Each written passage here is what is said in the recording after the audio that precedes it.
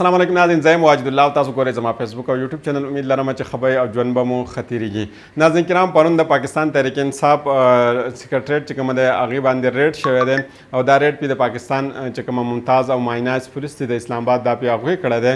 نو د پاکستان تحریک انصاف په دې دفتر باندې دا ریډ چې کومه شوی دی دا د شپې د نیمې شپې نه بعد شوی دی، یعنې د 12 بجو نه بعد شوی دی. او په کوم وخت کې چې دا ریډ شوی دی په دغه وخت کې اقوام متحده وفد چې کومه دی هغه هم په دغه دفتر کې موجود و. نو دې په حواله سره درته نن وایم چې په دې کې اصل کې حقیقت کې څه شو دی، دا دفتر چا پې ریډ کړی دی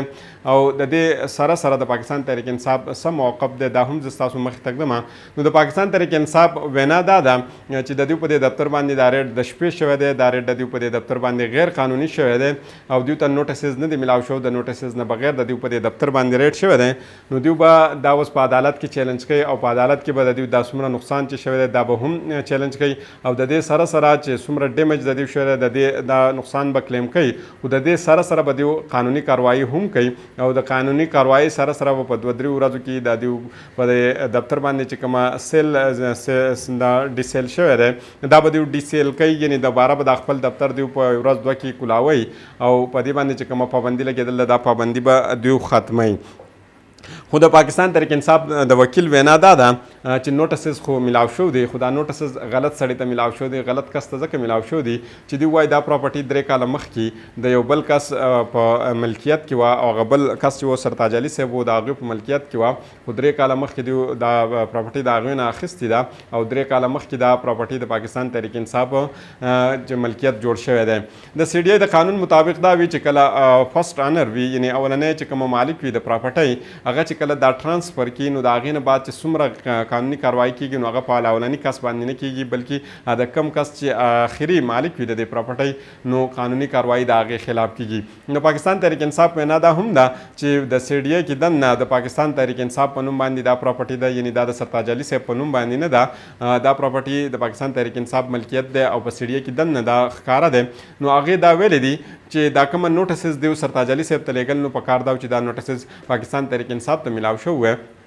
اوس د هغوی وینا دا ده د هغو یقین په دې خبره باندې دی چې دا نوټسز دوی ته نه دي میلاو شو او غیر قانوني طور باندې د دوی دا پراپرټي چې کومه ده دا غورځولی شو ده. هغوی ویلې که چېرته دوی زموږ دا پراپرټي غورځولی نو لاول به موږ ته نوټسز راکړ وی، د هغې نه بعد به دوی دا پراپرټي غورځول وی. اوس د پاکستان تحریک انصاف د ځینو کسانو وینا دا هم ده چې دا پراپرټۍ کې دا کوم ځای غورځولی شوی دی دلته واشروم موجود و، یعنې باترومونه او که غسلخانې ورته وایي چې کومه الفاظ ورته تاسو استعمالوئ هغه هلته موجود و. نو دوی ویل چې هغه یې غورځول دي او د هغې په حوالې سره دوی میمز هم جوړی چې اوس خو زموږ هغه باترومونه غورځول دي نو موږ په کلاو ځای کې اوس هغه عرصه کوو نو هغه تاسو پیژنئ. خو دارنګې پاکستان مسلم لیگ نون چې کومه دی هغه هم په میمز کې د چا نه شاته نه دی او هغې هم سرپیرست دي او صرف په پاکستان کې نه بلکې په پوره دنیا کې دوی د پاکستان په بدنامۍ پسې لګېدل دي. پرون ډېر غټ کار شوی دی او دا کار وزیر اطلاعات صاحب کړی دی، د پاکستان چې کومه اوس موجوده وزیر اطلاعات دی،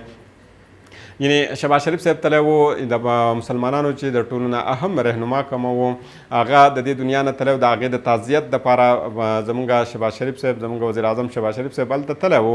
نو هغې چې کله هلته لاړې تعزیت یې کاوه خو د بدو د قسمت نه وزیر اطلاعات صاحب چې کومه دی هغې هلته هم د هغې چوپړاسي کول غوښتله، یعنې د هغې بوټ پالش کول هغې غوښتل. نو هغې ګورو لکه دا خبره هم چې کومه ده پیژاندل پکار دي، په دې باندې خپل ځان پوهول پکار دي. کله چې د یو ملک وفد آفیشلی بل ملتزین و هلته د هغې سره آفیشل کیمرمینان ځي، هلته چې کومه نیو ایجنسیانې وي د هغې په تور باندې د هغه نیوز چې کومه دی هغه فوټیجز هغه ویډیوګانې هغه ټوټل نیوز پوره دنیا ته ښودلی کېږي او پوره دنیا هغه ګوري او پوره دنیا چې کومه دی هغه بیا شیر کوي او په هغې باندې خپل انالیسز ورکوي. نو دغلته د یو لوکل کس چې کومه دی تصویر اخیستل یا ویډیو جوړول چې کومه دی دا یو بیوقوفانه عمل کېدلی شي. نو وزیر اطلاعات صاحب چې زموږ کومه دی هغوی هم پرون دقه کار کړی دی او هغې پرون د شهباز شریف صاحب یو چې کومه کیمرامین دی کیمرامین جوړ شوی و او د هغوی فوټیجز هغې اخیستې دي، د هغې ویډیوګانې جوړې کړي دي. نو د هغې نه صرف په دغه ځای کې چې د پاکستان بدنامي نه ده شو بلکې په پوره دنیا کې بدنامي شو ده چې آخر ته راغلی تعزیت لري او په تعزیت په وخت کې ته په دغه ځای کې تصویران وباسې او دنیا ته ښیې چې زه راغلی یم او زه یو کیمرامین یم. یا خو وزیر اطلاعات صاحب ته په خپله کرسۍ باندې شک دی یا هغوی ته تر اوسه پورې دا یقین نه راځي چې دا څرنګې د دومره هار یعنې فام 47 نه بعد چې کومه دی د وزیر اطلاعات جوړ شوی دی او یا خو د شهباز شریف صاحب مخې ته کېږي چې هغه ته اندازه وشي چې دا بهترین وزیر اطلاعات دی یا دی غواړي چې دا وزیر اطلاعات دا کومه ټرم چې کومه دی دا کومه ټرم چې استعمالیږي د دې نه د نوی مطلب اخیستی دی چې وزیر اطلاعات کار دا دی چې دی به څه کوي ویډیوګانې به جوړوي تصویران به جوړوي دا به دنیا ته ښیي شاید کیدای شي هغه د دې نه دا مقصد اخیستی وي نو دا پرون دا کار هغې کړی دی زموږ وزیر اطلاعات اوس مخکې راځو دا درته یم چې زموږ شهباز شریف صاحب چې کومه دی زموږ وزیر اعلی چې کومه دی وزیر اعظم چې کومه دی هغې یو سټیټمنټ ورکړی دی او دا سټیټمنټ ډېر چې کومه دی مهم دی دا سټیټمنټ به زه ستاسو مخې ته ږدم خو د دې سټیټمنټ سره به زه ستاسو مخې ته یو بل سټیټمنټ ږدم او د دې دواړو کمپیریزن به کوو چې کله موږ د دې دواړو کمپیریزن وکړو د هغې نه بعد موږ په دې باندې پوه شو چې آخر دوی دا سټیټمنټ ورکړی دی په دې سټیټمنټ کې دوی څومره په مهارت سره دروغ ویل دي او دوی یو د دروغ یو نیریټیو چې جوړوي د دروغ یو بیانیه چې جوړوي په دې کې دوی څومره ماهره دي نو په دې باندې لاول ځان پوه کول دي د هغې نه بعد موږ ته د دې اندازه وشي چې آخر دوی څرنګې دروغ په دې کې ویل دي نو لاول ستاسو مخې ته زه دا ږدم او په دې خبره زه تاسو پوه کوم او دا د غټ ریسرچ نه بعد چې کومه ده دا ماته اندازه شو ده چې یو ملک کله په مخ کې ځي نو د هغې دپاره لازمي دا وي چې په هغه ملک کې سرمایه کاري وشي د سرمایه کارۍ دپاره به هغه د نورو ملکونو نه پیسه راوړي او هغه پیسه به په خپل ملک کې لګوي په خپل ملک کې به کاروبار کوي چې کاروبار کله کوي نو هغه به موقع فراهم کوي چاته د هغه ملک چې کومه لوکل خلک وي هغې ته د نوکرۍ ورکولو دپاره کله چې هغه ملک کې هغه نوکري کوي په هغه ملک کې کاروبار شي نو هغه به پیسه جنریټ کوي کله چې پیسه جنریټ کېږي نو بیا به ملک ته ټیکس د هغې نه ټیکس ورکولی کېږي چې کله ملک ته ټیکس ورکولی کېږي نو ملک چې کومه دی به په مخ کې پرمختګ کوي په مخ کې باندې به ځي نو د هغې لپاره دغه ټیکس چې څونه وي دا ډېر زیات لازمي وي خو زموږ شهباز شریف صاحب پرون ویلی دي چې زما چې کومه کشکول کومه طریقه کار و هغه ما مات کړی دی او اوس به مونږ دا کشکول چې کومه دی دا زموږ دپاره یو د بېعزتۍ یو ساین جوړ شوی دی او مزید به زه کشکول چاته مخامخ کوم نه او مزید به مونږ د کشکول کار نه کوو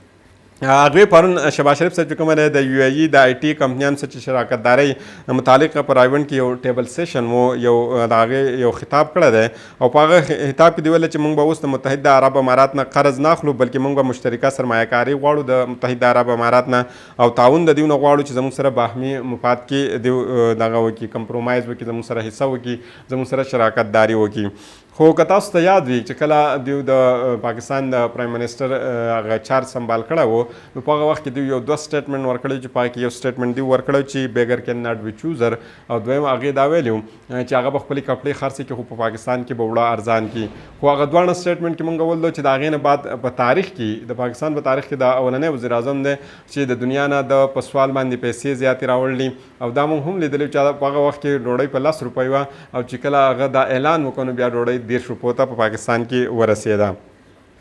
یعنی د چې دا څه کړل دي د هغې مخالف یعنی د دوی بدقسمتي دا ده چې دوی څه کوم ځای کې بیان ورکوي یا څه کردار کوي هغه د دوی په مرۍ کې نښلي د دې په حواله سره جماعت اسلامي هم خپل رد عمل ورکړی دی دا زه ستاسو مخې ته ږدم د جماعت اسلامي امیر صاحب ویلي دي که دوی چېرته خلکو ته وایي چې تاسو انویسټمنټ پاکستان ته راوړئ نو ویل چې دا د دوی څه اخلاقي جواز نه جوړېږي او دا د دوی اخلاقي جواز ځکه نه جوړېږي چې حکمران کومه طبقه ده د هغې سره چې څونه پیسې دي او دوی ورسیز پاکستانیانو ته وایي چې تاسو ریمیټنسز چې کومه دي دا پاکستان ته راولېږئ او خپلې پیسې دوی په بارمل کې ایښودي دي یعنی که موږ دې ته وګورو که پاکستان په مخ کې یا پرمختګ کول غواړي نو چې زموږ څومره اوس موجوده حکمران طبقه ده چې په هغې کې پاکستان پیپلز پارټي ده په هغې کې پاکستان مسلم لیګ نوم دی په هغې کې MQM دی که چېرته د دوی دا رهنماګان دا خپلې پیسې پاکستان ته راوړي نو کیدای شي د دې خطې د ټولو نه بهترین ملک پاکستان جوړ شي او د پاکستان پیسه چې کومه ده دا د ټولو نه مضبوطه شي خو د بدو د قسمت نه دوی کله هم دغه پیسې چې کومه دي پاکستان ته نه راوړي ځکه چې دوی ته په خپله هم اندازه ده چې پاکستان ترقي نه شي کولی او دوی داسې قانونونه جوړوي چې په هغې باندې دا پیسه د دوی نیولی کېدلی شي خو د دې سره سره د دې شهباز شریف صاحب د دې سټیټمنټ سره سره زه ستاسو مخې ته یو بل سټیټمنټ ږدم او دا دی د شهباز رانا صاحب او شهباز رانا صاحب تاسو پېژنئ چې دا یو بهترین صحافي هم دی او دوی د ایکسپریس نیوز سره کار کوي او دا ډېر زوړ صحافي دی او ډېر تجربه کار دی هغې ویلی چې د ملک سرمایه کاري چې کوم ده دا د 500 کالو کمترین سطح ته رارسېدله او هغې ویلي چې د دې لپاره یو سپیشل انویسټمنټ فیسیلیټیشن کونسل جوړ شوی و او په دې کې 15 کسان شامل کړي وو یعنې یو په دې کې پرایم منسټر شامل وو، یو په دې کې چیف اف آرمی سټاف چې کوم وي هغه شامل وو، او د دې سره د ملک چې کوم 4 وزیر اعلیګان دي هغه په دې کې شامل کړي. خو دا اوس دوی د آرمی چیف صاحب دپاره هم باعزتي یو شرم جوړ کړی دی، او چې کوم 4 د صوبو وزیر اعلیګانو د هغې دپاره هم دا باعزتي شرم دی، ځکه چې دوی کومه هدف یې ښود، هدف دوی نه دی پوره کړی، او ملک چې کومه دی په هغه سرمایه کارۍ کې کوم مقصد دپاره چې دوی کړی د ملک د 50 کالو کمترین سطح ته رسېدلی دی. په دې کې دوی هدف یې ښودی و 15.1%، خو اوس دا هدف چې کوم دی دا 13.1% دی، او دا تقریبا په 1983 او په 1984 کې دا چې و 14.2% و. یعنی هغه 50 کاله مخکې چې د ملک دا کومه سرمایه کارۍ د هدف و د هغې نه هم دا لاندې غورځېدلی دی، او اوس چې کومه دی دا د 14.1% دی. اوس یو بل میټینګ دی، دا میټینګ دی راغوښتی دی په 15 تاریخ باندې، او دا میټینګ دی د سرمایه کاري کونسل اپیکس کمیټۍ اجلاس چې په هغې کې دی علي امین ګنډاپور صاحب چې کوم دی دا نه دی مدعو کړی، او د هغه نه علاوه چې څومره 4 وزیر اعلی دي دا دوی مدعو کړلي. وزیر اعظم شهباز شریف صاحب په صدارت باندې به خصوصي سرمایه کاري سہولت کونسل یو میټینګ دی چې راتلونکي به د هغې کې په هغې کې د خیبر پښتونخوا وزیر اعلی هم دی مدعو کړی، نور چې څومره دي هغه یې مدعو کړلي. اوس آخري خبر ستاسو مخکې تقدمه او بیا دا ویډیو ختمو. آخري خبر دا دی چې عمران خان صاحب باندې چې کومه 2 کیسونه دي اوس موجوده، په هغې کې دوی اوس په جیل کې دننه کېښودل اوس تقریبا ناممکنه شوي دي، چې یو کیس د سایپر کیس په حوالې سره، د بل د هغې د عدت نکاح کیس چې کومه دی د هغې په حوالې سره. نو که اوس عمران خان صاحب مزید په جیل کې ساتل وي،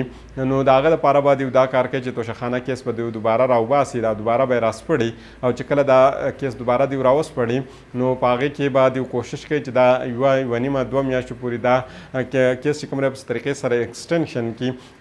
کړي، ځکه چې القادر ټرست کیس کې به دوی 2 عمران خان صاحب چې کوم دی په جیل کې دننه ساتي، او القادر ټرست کیس کې چېرته دوی په عمران خان صاحب باندې کیس جوړوي نو د هغې دپاره کم سے کم د دوی سره 1.5-2 میاشتې په کار دي. نو د هغې پورې به دوی کوشش کوي چې په توشخانه کیس کې عمران خان صاحب چې کومه دی د هغې پورې دوی ایکسټینډ کړي، هغې پورې دا پرولانګ کړي. نو که چېرته دغه هر څه دوی ونه کړه نو عمران خان صاحب به په 1.5-2 میاشتو کې بار راشي، او په منظر عام باندې به خلکو ته ښکاره شي. نو بلې ویډیو پورې ماته اجازت راکړئ. د الله په امان.